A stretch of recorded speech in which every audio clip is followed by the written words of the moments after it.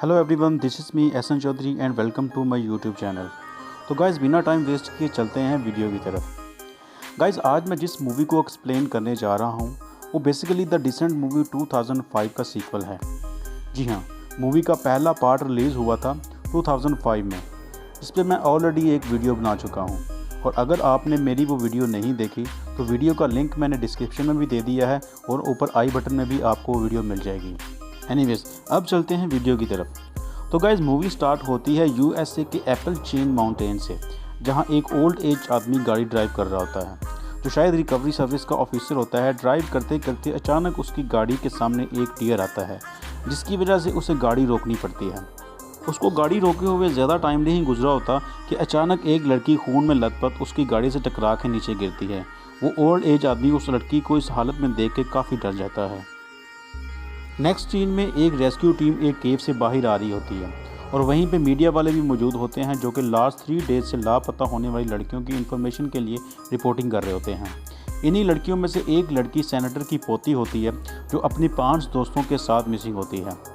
Rescue team जब केव से बाहर आती है तो मीडिया वाले उनसे मिसिंग लड़कियों के बारे में पूछते हैं, बट वो मीडिया वालों का कोई भी आंसर नहीं देते। तब तक कुछ पुलिस वाले उन मीडिया वालों को वहीं पर रोक देते हैं।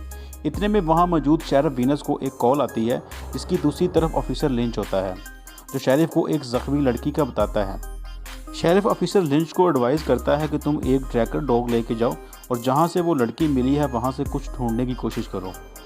शेरिफ उसको इतना बोल के कहता है कि मैं हॉस्पिटल जा रहा हूँ। उसके बाद शेरिफ ऑफिसर रियोस के साथ हॉस्पिटल जाता है। तब तक डॉक्टर सैरा का ट्रीटमेंट कर चुका होता है।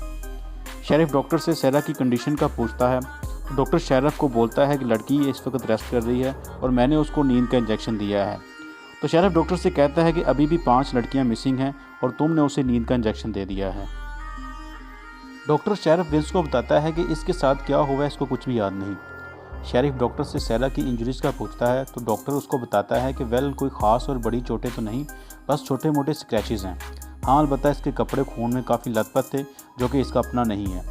शेरिफ डॉक्टर को एडवाइस करता है कि इसके कपड़ों पे जो ब्लड है उसका टेस्ट करो, हो सकता है वो खून बाकी 5 लड़कियों का हो। डॉक्टर के चले जाने के बाद शेरिफ ऑफिसर रियोस को सैरा का स्टेटमेंट लेने का कहता है। तो ऑफिसर रियोस स्टेटमेंट पैड लेके सैरा के रूम में आती है, और साथ ही शेरिफ विंस भी रूम में दाखिल होता है। सैरा के रूम में जाने के बाद ऑफिसर रियोस सैरा से, जो कि अभी तक होश में होती है, अपना और शेरिफ का इंट्रोडक्शन करवाती है और अपने आने का रीज़न बताती है। सैरा इसके जवाब में रियोस से पूछती है कि मैं इस वक्त कहाँ हूँ। रियोस सैरा को बताती है कि तुम हाइड काउंटी हॉस्पिटल में हो और बिल्कुल सेफ़ हो। ऑफिसर रियोस सैरा को बताती है कि हम लास्ट 2 डेज से तुम्हें और तुम्हारी फ्रेंड्स को ढूंढ रहे हैं। हमें तुम लोगों के बारे में तुम्हारे बुरहेम कैवरन फ्लाइट प्लान से पता चला था। तुम किसी केव में गई थी। क्या तुम बता सकती हो कि तुम सबके साथ क्या हुआ था? सैरा ऑफिसर रियोस से कहती है, मुझे कुछ भी याद नहीं। ऑफिसर रियोस सैरा को उसकी दोस्तों जूनो और बेथ की फ़ोटो दिखा के कहती है कि तुम्हारी फ्रेंड्स अभी तक मिसिंग है। तो सैरा बेथ की फ़ोटो देख के उसका नाम लेती है। तो ऑफिसर रियोस उससे पूछती है क्या हुआ है बेथ के साथ, और साथ ही ये कहती है कि हमें तुम्हारी फ्रेंड्स को ढूंढने में तुम्हारी मदद चाहिए। सैरा अपनी फ्रेंड्स की फ़ोटोज़ देख के अपनी बेटी जैसी का नाम लेती है और पूछती है कि जैसी कहाँ है। तो रियोस सैरा से कहती है कि मेरी बात ध्यान से सुनो। मैं जानती हूँ कि ये तुम्हारे लिए बहुत मुश्किल वक्त है, बट 1 साल पहले स्कॉटलैंड में तुम्हारी बेटी की डेथ हो गई है। तो सैरा रियोस की बात का जवाब दिए बगैर नो नो में कहते हुए अपना मुंह दूसरी तरफ टर्न कर लेती है। दूसरी तरफ ऑफिसर लिंच ट्रैकर डॉग लेके इन्वेस्टिगेशन कर रहा होता है, मगर उसको कुछ भी नहीं मिलता। फिर अचानक उसकी नज़र एक ओल्ड हाउस पे पड़ती है, और वो उस बूढ़े आदमी, जो कि मूवी के स्टार्ट में गाड़ी ड्राइव कर रहा होता है, उस ओल्ड हाउस के बारे में पूछता है। वो बूढ़ा ऑफिसर उसको ओल्ड हाउस के बारे में बताता है। ऑफिसर लिंच डॉग को उस ओल्ड हाउस के अंदर भेजता है। कुछ ही देर बाद वो कुत्ता जो उस ओल्ड हाउस के अंदर गया होता है, काफ़ी डरा हुआ उस घर से बाहर निकलता है और भाग जाता है। इस सीन के बाद शेरिफ विनस रेस्क्यू टीम के बॉस डैन को कॉल करता है और उसको सैरा के बारे में बताता है, और साथ ये भी बताता है कि ट्रैकर डॉग को उस ओल्ड हाउस में कुछ मिला है। तो डैन शेरिफ को कहता है कि वो ओल्ड हाउस तो काउंटी से बाहर है। तो शेरिफ डैन से कहता है, मैं जानता हूँ, मुझे बस 2 से 3 लोगों की टीम चाहिए जो बाकी लड़कियों को ढूंढ सके। तो डैन शेरिफ को कहता है कि मुझे बस 1 घंटा दो, मैं तब तक आता हूँ। और साथ ही अपनी टीम के दूसरे केवर्स कैथ और ग्रेग को उठाता है और जाने को बोलता है। दूसरी तरफ से डॉक्टर सैरा के कपड़ों से मिलने वाली खून की रिपोर्ट शेरिफ को दिखाता है, और शेरिफ को बताता है कि सैरा के कपड़ों पे जो खून है वो ए पॉजिटिव है, और जूनो का ब्लड ग्रुप भी ए पॉजिटिव है। तो शेरिफ डॉक्टर से पूछता है क्या सैरा चल सकती है, तो डॉक्टर हाँ में जवाब देता है। तो शेरिफ ऑफिसर रियोज से कहता है कि सैरा के कपड़े चेंज करके उसको गाड़ी में बिठाओ। उसके बाद शेरिफ और रियोज सैरा को लेके उस ओल्ड हाउस के पास आते हैं। तब तक रेस्क्यू टीम डैन, ग्रेग और कैथ भी वहाँ पहुँच चुके होते हैं। ओल्ड हाउस का लॉक तोड़ने के बाद वो अंदर जाते हैं, जहाँ वो बूढ़ा आदमी उनको अपने दादा के बारे में बताता है कि एक बार वो उनके दो साथी उस रूम के अंदर गए थे और उन्होंने इस केव को नई शक्ल दी थी जो कि काफ़ी बहुत बड़ी है। उसके बाद उस रूम के मालिक ने उन्हें दोबारा अंदर भेजा, मगर उसके बाद वो फिर कभी वापस नहीं आए। ग्रेग उस बूढ़े से कहता है कि तुम्हारे कहने का मतलब है कि नीचे एक नामालूम सुरंग है, तो हाँ में जवाब देता है। इसके बाद शेरिफ डैन से कहता है कि हमारे पास टाइम नहीं है, हम अभी नीचे जा रहे हैं। और बाहर रियोज से आकर कहता है कि सैरा को ले आओ, हम नीचे जा रहे हैं। रियोज सैरा से कहती है कि मैं जानती हूँ ये तुम्हारे लिए काफ़ी मुश्किल है, उम्मीद है कि तुम्हारी फ्रेंड जिंदा होगी और शायद इस तरह तुम्हारी याददाश्त भी वापस आ जाए। उसके बाद सभी केव जाने के लिए रेडी होते हैं और अपना अपना इक्विपमेंट साथ लेते हैं। बूढ़ा आदमी जनरेटर स्टार्ट करता है ताकि लिफ्ट के ज़रिए वो नीचे जा सकें, बट सैरा काफ़ी डरी होती है। सब लिफ्ट में एंटर होते हैं तो लिफ्ट नीचे जाना स्टार्ट हो जाती है और जैसे जैसे लिफ्ट नीचे जाती है सैरा मज़ीद डरना शुरू हो जाती है, जिसको रियोज काफ़ी हेल्प आउट करती है। फाइनली लिफ्ट लास्ट टनल में जाकर रुक जाती है और सभी बाहर आ जाते हैं। लिफ्ट से बाहर आके टनल के स्टार्ट में काफ़ी डस्ट होती है, तो सैरा कफ करती है तो डैन उसको पानी पिलाता है। तो शेरिफ डैन से कहता है ये बिल्कुल ठीक है और जल्दी चलो, हमारे पास टाइम नहीं है। तो डैन शेरिफ से कहता है कि यहाँ नीचे सिर्फ मैं ऑर्डर दूंगा। वहाँ से सब आगे चलते हैं तो उन्हें एक रेलवे ट्रैक नज़र आता है जहाँ अंधेरे और डस्ट के सिवा कुछ नहीं होता और बिल्कुल टूटा होता है। वहाँ सभी रोशनी की मदद से इधर उधर देखने के बाद डैन ग्रेग और कैथ को न्यू और ओल्ड केव के बारे में बताता है और साथ ही ग्रेग को कहता है कि तुम सबसे आगे रहोगे और कैथ ग्रेग के पीछे रहेगी। ग्रेग सबसे आगे जाके मज़ीद सर्च करता है तो उसको एक टनल दिखता है जिसको लकड़ी की मदद से बंद किया होता है और साथ में डेंजर और कीप आउट लिखा होता है। ग्रेग उस लकड़ी को तोड़ के अंदर आता है तो बाकी सब भी उसके पीछे आ जाते हैं। इस लकड़ी के दरवाजे को तोड़ के अंदर आने के बाद वो एक खुली जगह पे पहुंचते हैं जो काफ़ी ठंडी होती है और वहाँ पानी भी मौजूद होता है। डैन रियोज से कहता है कि यहाँ किसी चीज़ को छूना नहीं, ये जगह हज़ारों साल काफ़ी पुरानी है। रियोज सैरा से पूछती है कि इस जगह को देख के तुम्हें कुछ याद आया कि नहीं, मगर सैरा कोई जवाब नहीं देती। यहाँ सैरा अपनी टॉर्च इधर उधर घुमा रही होती है तो उसको उस मॉन्स्टर का ख्याली अक्स दिखाई देता है, जिसके बाद वो काफ़ी डर जाती है। रियोज मुसलसल सैरा के साथ होती है उसकी हेल्प आउट के लिए। एक जगह पहुँच के शेरिफ सैरा से पूछता है कि आप किस तरफ जाना है, तो सैरा उसकी बात का जवाब नहीं देती। कैथ जिसके पास माइनर आवाज़ें सुनने वाली डिवाइस होती है, डैन उसको कहता है कि तुम कोई आवाज़ सुनने की कोशिश करो। तो कैथ उस डिवाइस के ज़रिए आवाज़ें सुनना शुरू कर देती है। तो एक टनल से उसे कुछ आवाज़ें महसूस होती हैं, तो वो सब उन आवाज़ों का पीछा करते हुए एक जगह पहुंचते हैं जहां वो एक लड़की की लाश देखते हैं जो काफ़ी बुरी हालत में होती है और वो लाश बेका की होती है। बेका की लाश देखने के बाद शेरिफ सैरा की तरफ देख के गुस्से में बोलता है, इस लड़की की हालत देखकर ऐसे लग रहा है जैसे किसी जानवर ने इसको नोचा हो। 6 लड़कियां यहाँ नीचे इस केव के अंदर आई हैं और बाहर सिर्फ एक आई है और इसके कपड़े अपनी फ्रेंड्स के खून से लथपथ हुए हैं। अब तुम मुझे बताओ यहाँ नीचे क्या हुआ था। बेका की बॉडी की ये हालत देखने के बाद शेरिफ और ग्रेग झगड़ा स्टार्ट कर देते हैं। तो डैन उनको खामोश करवाता है और शेरिफ से पूछता है कि तुम्हें क्या लगता है, सैरा विक्टिम है या सस्पेक्ट। तो शेरिफ कहता है ये कुछ जानती है बट कुछ बता नहीं रही और साथ ये भी कहता है कि अभी भी 4 लड़कियां मिसिंग हैं, तो सब जल्दी करो, हमें उन्हें ढूंढना है। डैन कैथ से कहता है कि मुझे तुम्हें यहाँ नीचे लाना ही नहीं चाहिए था। तो कैथ डैन से कहती है कि बेका शायद इस रास्ते से आई होगी। तो डैन ग्रेग को उस रास्ते के अंदर जाने के लिए कहता है और ये भी कहता है कि देखो ज़रा कि हम आगे जा सकते हैं कि नहीं। रियोज सैरा से पूछती है कि अब तुम्हें कुछ याद आया है कि नहीं। तो सैरा रियोज से कहती है कि नीचे कुछ था जिसने हम पर अटैक किया था। तो शेरिफ उससे पूछता है कि किसने अटैक किया था। सैरा के माइंड में उन मॉन्स्टर्स के फ्लैशबैक आ रहे होते हैं। तो सैरा रियोज से कहती है कि मैं यहाँ नहीं रुकना चाहती। तो रियोज सैरा को कहती है कि तुम डरी हुई हो, ये सब तुम्हारा सिर्फ वहम है, तुम प्लीज़ कुछ सोचने की कोशिश करो। ग्रेग जो कि एक टनल के अंदर गया होता है वो डैन को वायरलेस करता है कि मैं पहुंच चुका हूं। ये तकरीबन 50 फीट लंबा है और रास्ता कहीं कहीं से काफ़ी तंग है, लेकिन आगे जाके खुल जाता है। इसके बाद डैन शेरिफ से कहता है कि तुम अपनी टीम को इकट्ठा लेके चलोगे और ग्रेग को बोलता है कि तुम उससे आगे रास्ते को एक्सप्लोर करो। शेरिफ रियोज से कहता है कि तुम सबसे आगे रहोगी और सैरा हमारे दरमियान में रहेगी। मैं चाहता हूँ मेरी और तुम्हारी नज़र मुसलसल इस पर बनी रहे। उसके बाद रियोज सबसे पहले एंटर होती है, उसके बाद सैरा और लास्ट पे शेरिफ। टनल काफ़ी तंग होने की वजह से सैरा काफ़ी डरी होती है और पहले वाले टनल में स्टक होने वाले फ्लैशबैक उसकी आंखों के सामने घूम रहे होते हैं और सैरा उन फ्लैशबैक की वजह से रुक जाती है। तब तक रियोस दूसरी तरफ पहुंच चुकी होती है।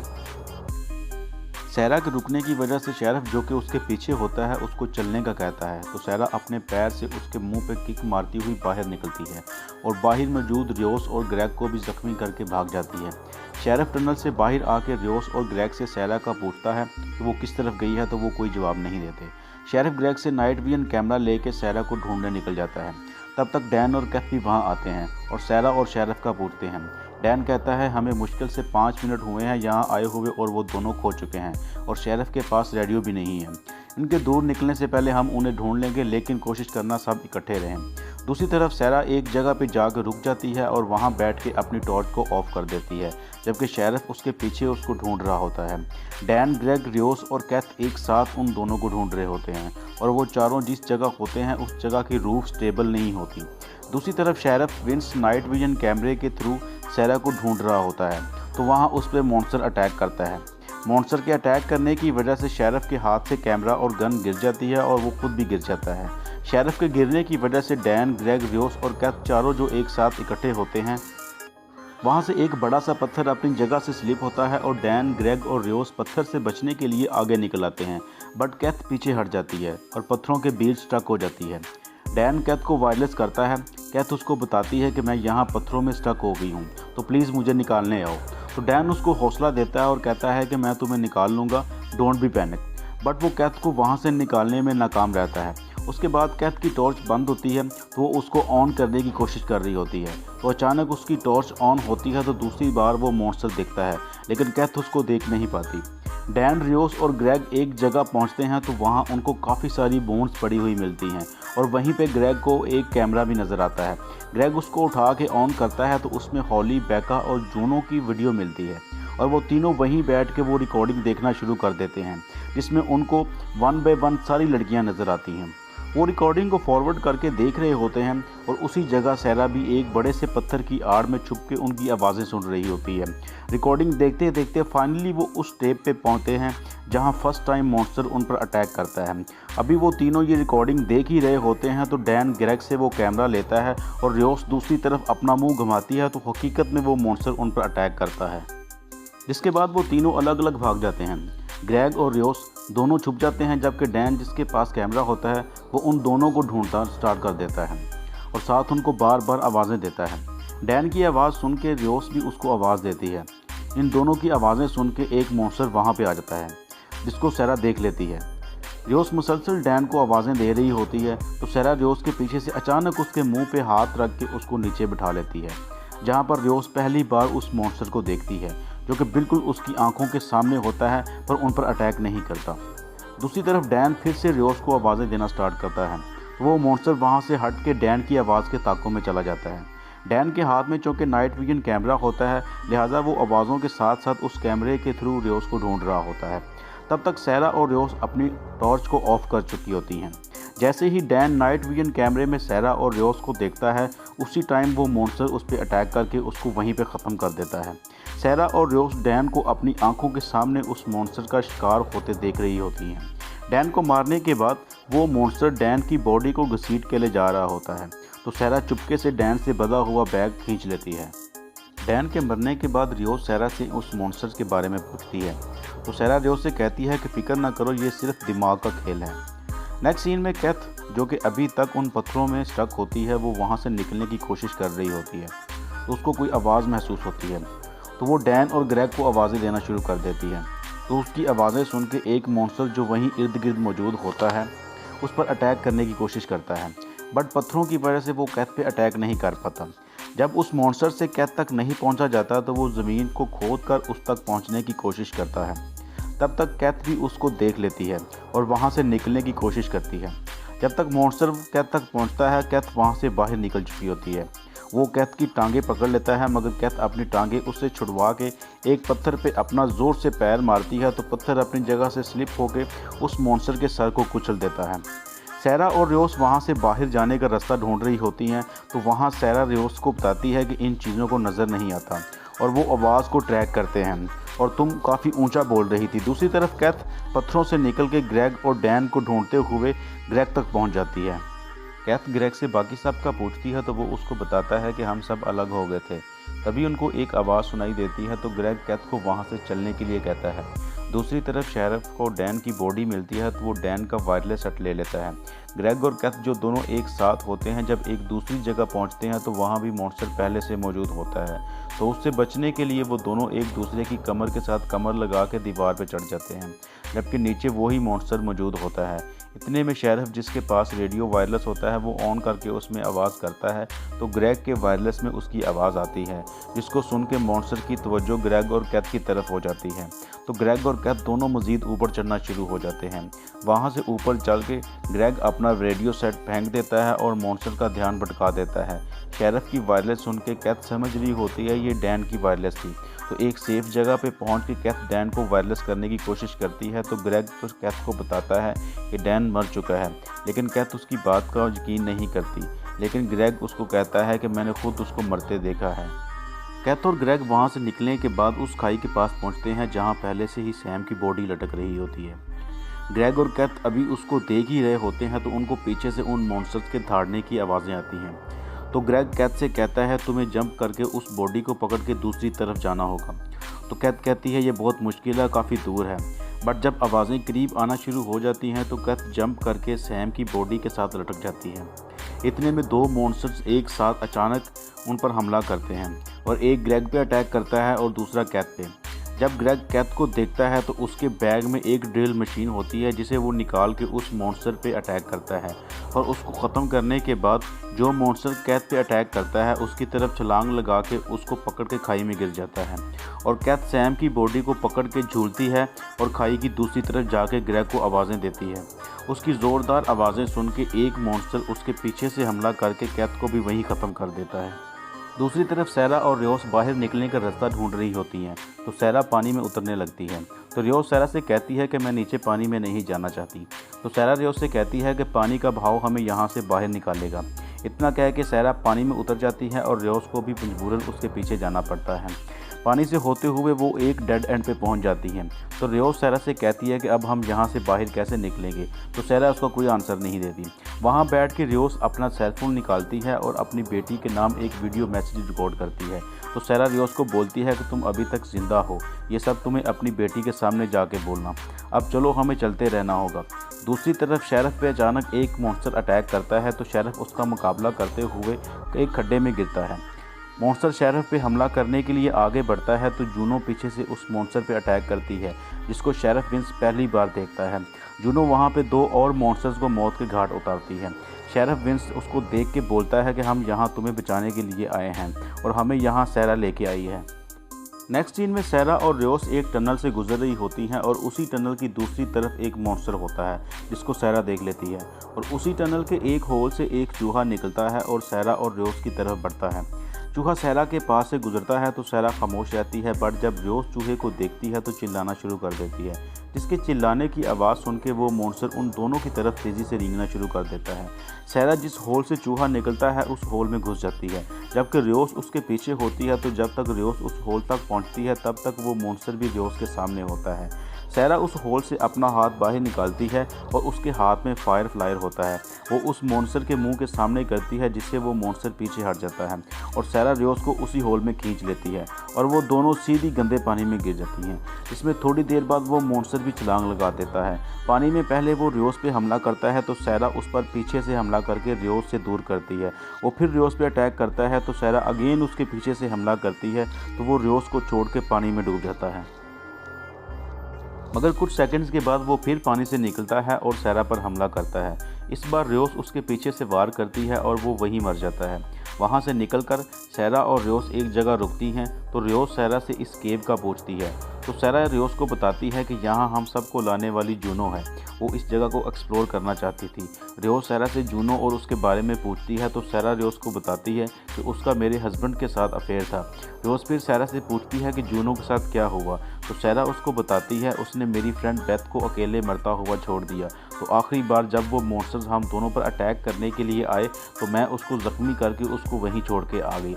इसके बाद वो दोनों वहाँ से आगे बढ़ती हैं और सैरा के हाथ में एक बार फिर वही नाइट विजन कैमरा होता है और इसी दौरान सैरा और जूनो एक बार फिर आमने सामने होती हैं। जूनो सैरा को देखते ही उसको मारने के लिए उस पर हमला करती है। कुछ देर लड़ने के बाद जूनो सैरा को मारने लगती है तो रियोस जूनो को कहती है कि हम तुम्हें यहाँ लेने के लिए आए हैं और सैरा हमें यहाँ लाई है। उसके बाद शेरिफ सबको यहाँ से निकलने का बोलता है तो सैरा कहती है हम पानी के बहाव को फॉलो करते हुए जाएंगे, लेकिन जूनो सैरा से कहती है वो मॉन्स्टर्स सतह के ऊपर जाके अपना शिकार करते हैं। वो ऊपर जाने के लिए एक ख़ास रास्ता इस्तेमाल करते हैं और वो मैं जानती हूँ। जूनो इतना बोल के कहती है मेरे पीछे आ जाओ, बट सैरा और रियोस पानी के बहाव को फॉलो करने का कहती हैं। तो शेरिफ रियोस से कहता है कि हम पानी के रास्ते नहीं जाएंगे। जूनो यहाँ से बाहर निकलने का रास्ता जानती है तो सैरा जूनो से पूछती है कि अगर तुम बाहर जाने का रास्ता जानती हो तो अब तक यहाँ से बाहर क्यों नहीं निकली। तो जूनो सैरा को कहती है क्योंकि मेरे पास रोशनी के लिए ना तो टॉर्च थी और ना ही इक्विपमेंट। उसके बाद सैरा जूनो को बोलती है तुम्हें जहाँ से जाना है जाओ, मैं पानी के बहाव को फॉलो करते हुए जाऊँगी। तो शेरिफ विनस सैरा को रोक के उसके हाथ में चेन हैंडकफ लगा लेता है और दूसरा हिस्सा अपने हाथ को, और सैरा से कहता है कि इस जहन्नम में तुम मेरे साथ आई थी और मेरे साथ ही बाहर जाओगी। इसके बाद वो चारों वहाँ से आगे बढ़ते हैं और एक खाई के पास पहुँच जाते हैं जिसके ऊपर बड़े बड़े पत्थरों से गुजरने के लिए रास्ता बना होता है। तो उस रास्ते से सबसे पहले जूनो और रियोस गुजरती हैं। उसके बाद सैरा उस रास्ते से गुजरती है तो चूँकि सैरा और शेरिफ दोनों का एक एक हाथ चेन हैंडकफ की वजह से बंधा होता है, तो जब सैरा क्रॉस करके दूसरी तरफ जा चुकी होती है तब शेरिफ के वज़न से एक पत्थर स्लिप होता है और शेरिफ नीचे गिर के चेन हैंडकफ की वजह से लटक जाता है। पहले तो जूनो वहाँ से जाने लगती है, मगर जब सैरा जूनो से मदद मांगती है तो वो सैरा को पकड़ लेती है और रियोस से कहती है कि शेरिफ विनस का हाथ काट दो। रियोस शेरिफ विनस का हाथ काट देती है। तब तक दो मॉन्स्टर शेरिफ तक पहुंच चुके होते हैं। शेरिफ का हाथ कटने के बाद शेरिफ उन मॉन्स्टर समेत उस खाई में गिर जाता है। उसके बाद जूनो रियोस और सैरा को वहां से चलने का बोलती है।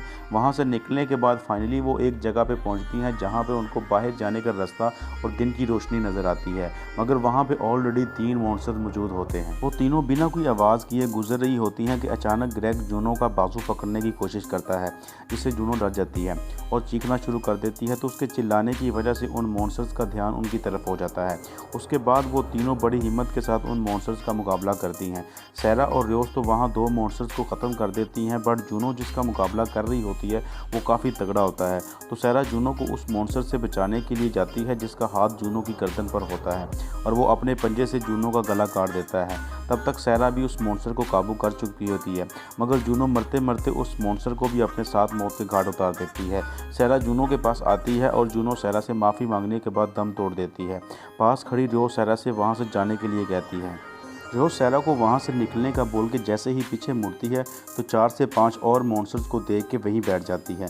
उन मॉन्स्टर्स को देख के सैरा उठती है और ज़ोर से चिल्लाना शुरू हो जाती है, जिसके चिल्लाने की आवाज़ सुन के वो सभी सैरा की तरफ लपकते हैं और रियोस वहाँ से बाहर जाने वाले रास्ते की तरफ दौड़ती है और फाइनली वो इस जहन्नम से बाहर आके भागना शुरू हो जाती है। रियोस एक जगह रुक के दरख्त के साथ टेक लगा के अपना सेलफोन निकालती है और दोबारा उसको पॉकेट में डाल के पीछे मुड़ती है तो पीछे से अचानक वो बूढ़ा आदमी उसके सर पर ज़ोर से भाला मारता है और वो बेहोश हो जाती है और वो बूढ़ा आदमी रियोस को घसीट के दोबारा वहीं छोड़ देता है जहाँ से वो बाहर निकली थी।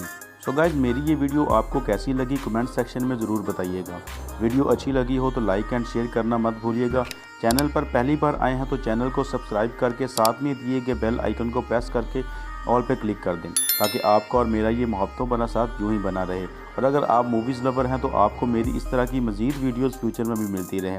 इस तरह की एक और वीडियो में नेक्स्ट वीक मुलाकात होगी। तब तक के लिए मैं एहसन चौधरी इजाज़त चाहता हूँ। अल्लाह हाफिज़।